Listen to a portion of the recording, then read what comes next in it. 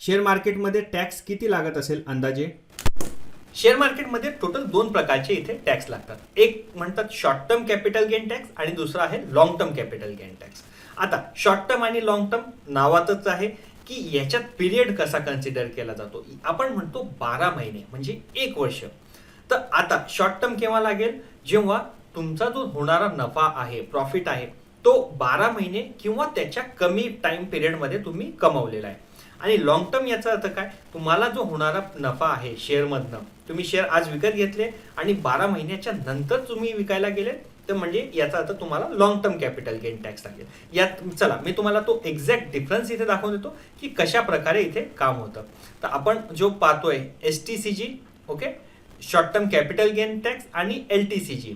तर आता short term मध्ये कसं आहे की तुम्ही म्हणजे टोटल 12 मंथ्सचा पिरियड आहे, 12 मंथ्स ऑर लेसर, 12 महिने किंवा त्याच्याहून कमी असेल तर याच्यामध्ये कसं की तुम्ही इंट्राडे करा, ठीक आहे. म्हणजे याचा अर्थ काय, आज विकत घेतला आणि आजच सेल केलेला, तर इथे तुम्हाला टॅक्स लागेल STCG, ठीक आहे.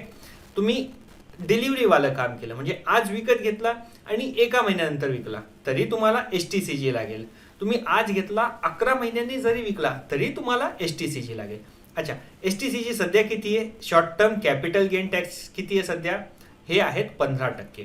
तर तुम्हाला जर 1 लाखाचा इथे फायदा होत असेल तर 15%च्या हिशोबाने हा फायदा झाला, ठीक आहे. हा प्रॉफिट आहे, हा तुमचा नफा आहे, नफ्यावर तुम्हाला टॅक्स लागेल. गुणीला 15%, याचा अर्थ तुम्हाला 15,000 रुपये हे तुम्हाला टोटल टॅक्समध्ये द्यायचे शॉर्ट टर्म कॅपिटल गेन टॅक्समध्ये. आता लॉंग टर्म कसं म्हणू आपण, 12 मंथ ऑर हायर.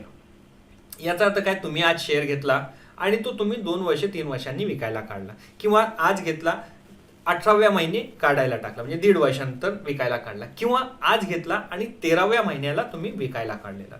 तर आता याच्यामध्ये किती टॅक्स लागतो, याच्यामध्ये अथवा आपण जसं पाहिलं LTCG हा लागतो टोटल 10%चा, ठीक आहे. तुम्ही जास्त टाइम होल्ड केल्यामुळे तुम्हाला LTCG थोडंसं कमी म्हणजे 10% लागतो, पण असं साधं नाही.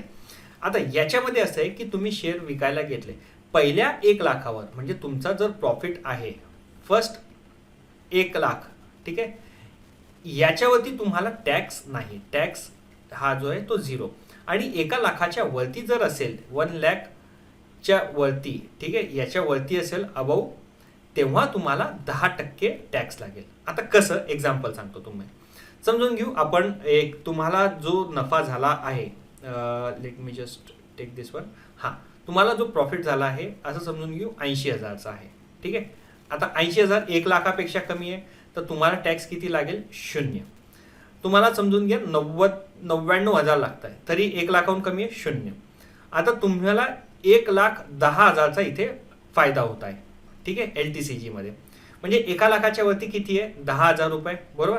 तर 10,000 वरती तुम्हाला 10%च्या हिशोबाने, याचा अर्थ तुम्हाला 1,000 रुपयाचा टॅक्स भरायचा आहे LTCG मध्ये. समजून घ्या तुम्हाला 2 लाखांचा इथे फायदा होत आहे, ठीक आहे. 2 लाखाचा आहे तर 1 लाखाच्या वरती किती आहे, 1 लाख झालेत, बरोबर. 1 लाख गुणीला 10%च्या हिशोबाने तुम्हाला 10,000 रुपयाचा टॅक्स भरायचा आहे.